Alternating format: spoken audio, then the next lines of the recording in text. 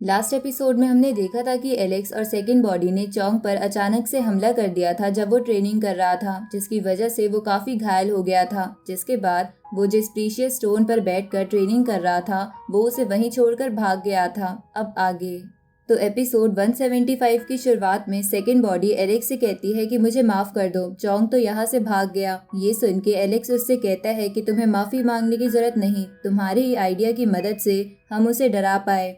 इस पे second body कहती है कि इसमें बोलने वाले पत्थर का भी बड़ा हाथ था, क्योंकि अगर वो फॉर्मेशन में चेंजेस करके हमें यहाँ ना ला पाता तो हम कभी चोंग को डरा ही नहीं पाते। तभी बोलने वाला पत्थर खुश होते हुए कहता है कि फॉर्मेशन को समझने में मैं एक्सपर्ट हूँ और कोई मेरा मुकाबला नहीं कर सकता। अब बोलने वाला पत्थर उस फॉर्मेशन को तोड़ने चला जाता है जिसके अंदर वो प्रीशियस स्टोन रखा हुआ था जिसका नाम एनलाइटमेंट था। इधर एलेक्स सेकंड बॉडी से कहता है कि मुझे नहीं पता था कि चोंग इतना डर गया है कि वो अपने एनलाइटमेंट स्टोन को यहीं छोड़ के चला जाएगा। इस पे सेकंड बॉडी बोलती है कि उसने उसे ले जाने की कोशिश तो करी थी, पर ये स्टोन बहुत ज्यादा भारी है, ऊपर से इसे किसी ट्रेजर बॉक्स में रखना भी मुश्किल है, इसलिए वो इसे छोड़ के यहाँ से चला गया क्योंकि वो वैसे भी जख्मी हालत में था और इस स्टोन के चक्कर में हमसे नहीं लड़ पाता। ये सुन के एलेक्स कहता है कि अगर चोंग हमें फिर से मिल गया तो हम उसे फिर डराएंगे। दूसरी तरफ हम एंशिएंट इमोर्टल वर्ल्ड के बाहर का सीन देखते हैं जहां सब उस लोटस की मदद से चोंग की हालत देख रहे थे, जहां उसकी ऐसी हालत देखकर कुछ लोग कहते हैं कि अब तो इसकी दोनों बॉडीज भी मर्ज हो गई है, पर फिर भी इसकी ऐसी हालत हो गई। ऊपर से ये हुआंग से बिना लड़े भागकर आ गया, लगता है ये बहुत ज्यादा डरपोक है। उसी वक्त वहां पर इमोर्टल पैलेस का ब्रोंज पैलेस आ जाता है जिसके अंदर बैठा बंदा बोलता है कि हुआंग ने मेरे स्टूडेंट को हर्ट करने की कोशिश करी है, इमोर्टल पैलेस उसे खत्म कर देगा। अब वो बंदा उस लोटस पर अटैक करने लगता है जिसे देखकर वहां खड़े लोग बोलते हैं कि इमोर्टल पैलेस खुद को क्या समझता है, क्या लोग अब उनके बारे में बात भी नहीं कर सकते।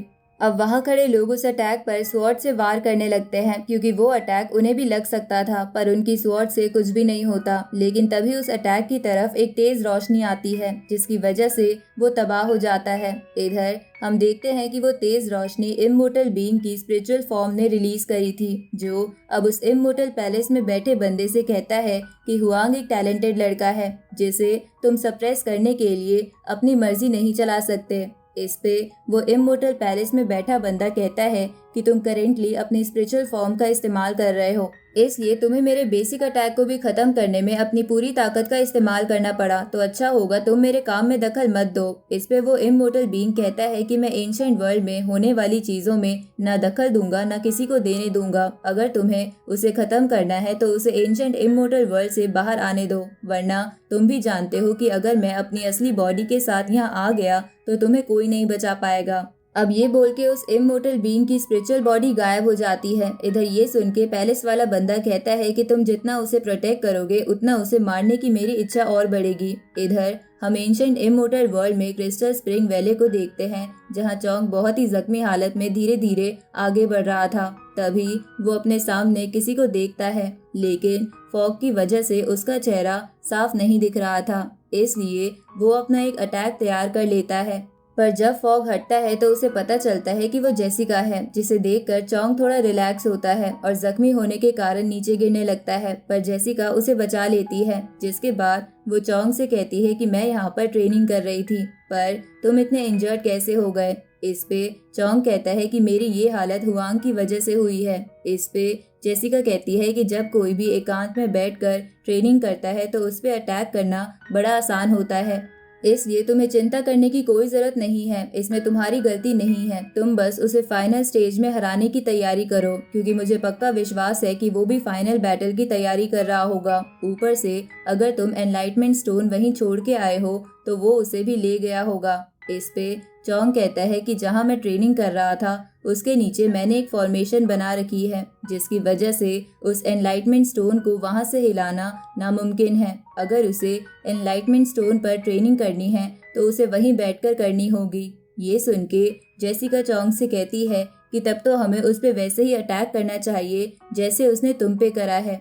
इसलिए तुम जल्दी से खुद को हील कर लो और बाकी सब मुझ पे छोड़ दो। कोई तुम्हें हील करते हुए डिस्टर्ब नहीं कर पाएगा। ये सुन के चोंग खुद को आसपास के ऑरा की मदद से हील करने लगता है, लेकिन हील करते हुए वो बोलता है कि इमोर्टल ब्लड मेरे साथ मर्ज तो हो गया है, पर अगर मुझ पे अटैक नहीं होता तो मेरी आज ऐसी हालत नहीं होती, क्योंकि मैं आसपास के ऑरा की मदद से खुद को हील नहीं कर पा रहा हूँ। ये सुन के जेसिका चोंग को कहती है कि तुम्हें ये बस छोटी सी हार मिली है, इमोर्टल ब्लड अभी भी तुम्हारे पास है, इसलिए इस इमोर्टल पिल की मदद से खुद को हील कर लो, जिसे सैक्रेड मेडिसिन की मदद से बनाया गया है। ये सुन के चोंग वो मेडिसिन लेते हुए जेसिका को थैंक्स बोलता है। इस पे जेसिका कहती है कि तुम्हें थैंक्स कहने की जरूरत नहीं, एक बार तुम जब हुआंग को मार दोगे तो सेकंड बॉडी को कोई भी प्रोटेक्ट नहीं कर पाएगा, जिसके बाद मैं उसे अपने साथ मर्ज कर लूंगी।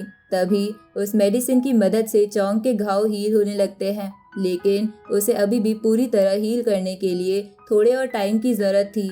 इसलिए जेसिका चोंग से कहती है कि तुम तब तक इमोर्टल पैलेस के कुछ लोगों को यहाँ बुला लो जो हुआंग पर नजर रखेंगे और अच्छा समय देखकर उस पर अटैक भी करेंगे जब वो ट्रेनिंग कर रहा होगा, जिसकी वजह से तुम्हें और टाइम मिल जाएगा और फिर तुम खुद को कम्प्लीटली हील करके उस पर अटैक कर पाओगे। ये सुन के चोंग जेसिका को एक इमोर्टल पैलेस की प्लेट और फ्लैग देता है, जिसके बाद वो जेसिका से कहता है कि तुम इस प्लेट की मदद से इमोर्टल पैलेस के लोगों को यहाँ बुला पाओगी, जिसके बाद तुम ये फ्लैग उन्हें दे देना, तो इसकी मदद से वो लोग हुआंग पर नजर भी रख पाएंगे और उस पर अटैक भी कर पाएंगे। इस तरफ बोलने वाला पत्थर एनलाइटमेंट स्टोन के ऊपर बनी फॉर्मेशन को तोड़ देता है, जिसके बाद वो उस स्टोन को खाने के लिए जाने लगता है, पर एलेक्स उसे रोक देता है और उससे कहता है कि तुम ऐसे ट्रेजर्स को इस तरह वेस्ट नहीं कर सकते। जिस पे बोलने वाला पत्थर कहता है कि मैंने वो फॉर्मेशन तोड़ी है, इसलिए वो स्टोन मैं ही खाऊंगा। अब ये बोल के बोलने वाला पत्थर वो स्टोन खाने लगता है, पर वो स्टोन बहुत ज्यादा गर्म हो जाता है, जिसकी वजह से बोलने वाला पत्थर का मुंह जल गया था। साथ ही वो स्टोन उन सब पर अटैक भी करने लगता है, जिस अटैक को एलेक्स अपनी रीइंकार्नेशन पावर से रोकते हुए कहता है कि मैंने सोचा भी नहीं था कि चोंग ने जाने से पहले यहाँ एक ट्रैप सेट कर दिया होगा। तभी सेकंड बॉडी एलेक्स से कहती है कि चोंग को हम जितना बेवकूफ समझते हैं वो इतना भी बेवकूफ नहीं है। इस पे एलेक्स कहता है कि तुम सही कह रही हो, इमोर्टल पैलेस के सभी लोग चाल चलने में बहुत माहिर है, पर अब चोंग का बनाया ट्रैप भी नाकाम हो गया है, इसलिए अब ये स्टोन हमारा हुआ। तभी बोलने वाला पत्थर कहता है कि अगली बार चोंग जब हमसे मिलेगा तब मैं उसे बहुत पीटूंगा, क्योंकि उसने मेरा मुंह जला दिया। साथ ही वो एलेक्स से कहता है कि हो सकता है चोंग ने यहाँ आसपास और ट्रैप्स बना रखे हो, इसलिए हमें यहाँ से निकल जाना चाहिए।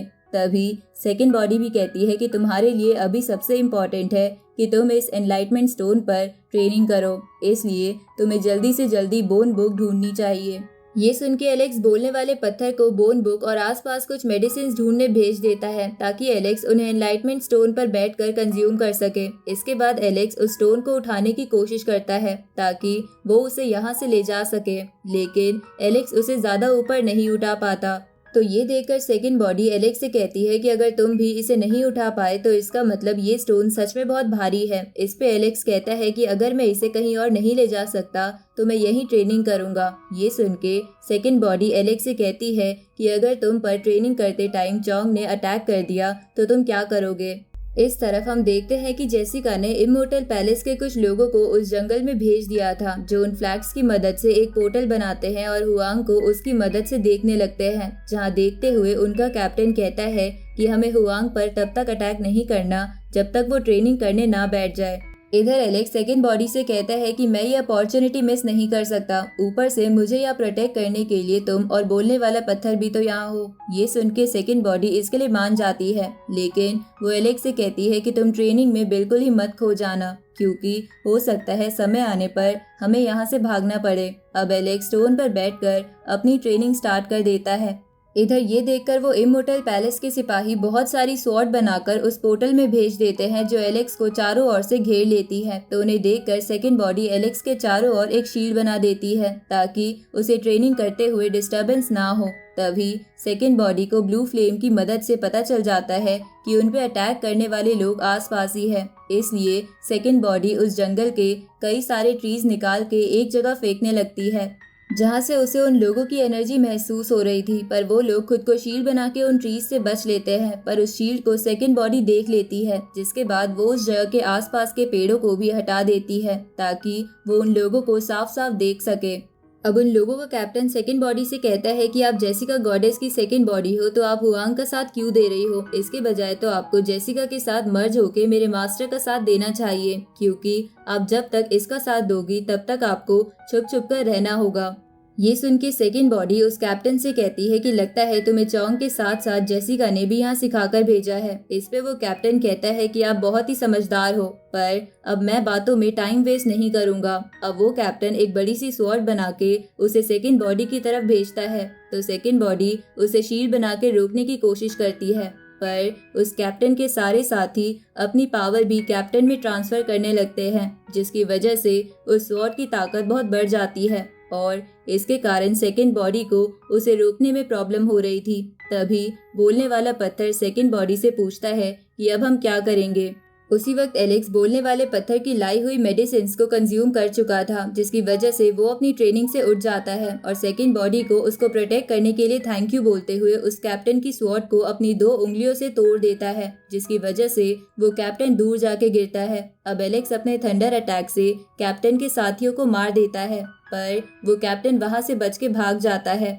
अब एलेक्स वापस सेकंड बॉडी के पास आ जाता है और उसे बताता है कि वो कैप्टन यहाँ से भाग गया। इस पे सेकंड बॉडी उसे कहती है कि उसे भागने दो, तुम्हें उसके पीछे जाने की जरूरत नहीं। ऊपर से अच्छा हुआ सही समय पर तुम्हारी आंख खुल गई, वरना मुसीबत हो जाती। इसके बाद एलेक्स कहता है कि सच में ये एनलाइटमेंट स्टोन कमाल का है, क्योंकि ये कल्टीवेशन को बहुत तेज कर देता है, लेकिन इसे और समझने के लिए मुझे देर तक इस पे बैठना होगा। ऊपर से जब इस पे मैं बैठा था मुझे पता चला कि स्टोन के नीचे एक फॉर्मेशन बनी है, जिसकी वजह से ये भारी हो चुका है। इस पे वो बोलने वाला पत्थर कहता है कि तब तो हम वो फॉर्मेशन तोड़ के स्टोन को उठा सकते हैं। ये सुन के एलेक्स बोलता है कि मैं देखना चाहता हूँ कि क्या मेरा गोल्डन फर्नेस उस फॉर्मेशन के बावजूद भी स्टोन को अपने अंदर खींच पाता है या नहीं। अब एलेक्स उस गोल्डन फर्नेस का इस्तेमाल करता है, जो उस स्टोन को अपने अंदर खींच लेता है। ये देखकर सेकंड बॉडी कहती है कि अब क्योंकि वो स्टोन हमें मिल चुका है तो हम चोंग के साथ एक और मजाक कर सकते हैं। ये सुन के एलेक्स हाँ करते हुए बोलने वाले पत्थर से कहता है कि मुझे तुम्हारी और मदद चाहिए। तो बोलने वाला पत्थर कुछ ट्रेजर्स के बदले मदद करने के लिए मान जाता है। इस तरफ हम चोंग को देखते हैं जो खुद को कम्प्लीटली हील कर चुका था। तभी वो कैप्टन वहाँ आ जाता है, तो चोंग उससे पूछता है कि इस वक्त हुआंग कहाँ पर है। इस पे कैप्टन कहता है कि वो दोनों उस स्टोन को हिला नहीं पाए हैं और एलेक्स वहीं बैठकर ट्रेनिंग करने की कोशिश कर रहा है, पर हम उस पे अटैक करने में नाकामयाब रहे। इस पे चोंग कहता है कि कोई नहीं, मैं उन्हें बताऊंगा कि छुप के अटैक करना किसे कहते हैं। अब चोंग जेसिका के साथ उस फॉरेस्ट में आ जाता है, जहां वो देखता है कि फॉग के बीचों बीच एलेक्स ट्रेनिंग कर रहा है और सेकंड बॉडी उसे प्रोटेक्ट कर रही है। तो चोंग उस फॉग को हटा के कहता है कि तुम्हें क्या लगता है कि इस फॉग की मदद से तुम मुझे चकमा दे सकते हो। अब चोंग एलेक्स की तरफ बढ़ता है, जिसे बचाने के लिए सेकंड बॉडी शील्ड बनाने की कोशिश करती है, पर चोंग उसे तोड़ देता है और एलेक्स पर अपनी स्पेयर से वार करता है। लेकिन उसे पता चलता है कि वो सब एक इल्यूजन था और वो ट्रैप में फंस गया है। तभी एक ब्लास्ट होता है, जिसकी वजह से चोंग थोड़ा घायल होकर पीछे जाने लगता है, पर जेसिका उसे बचा लेती है। तभी चारों तरफ धुआं हो जाता है और एलेक्स चोंग से कहता है कि तुम बहुत ज्यादा बेवकूफ हो, पर फिर भी मैं तुम्हें बदला लेने के लिए एक मौका देता हूँ। अगर तुम्हारे में हिम्मत है तो बेजन बिल्डिंग के पास आ जाओ। ये सुन के चोंग को गुस्सा आ जाता है और वो गुस्से में जंगल को आग लगा देता है। और इसी के साथ ये एपिसोड यहीं खत्म होता है।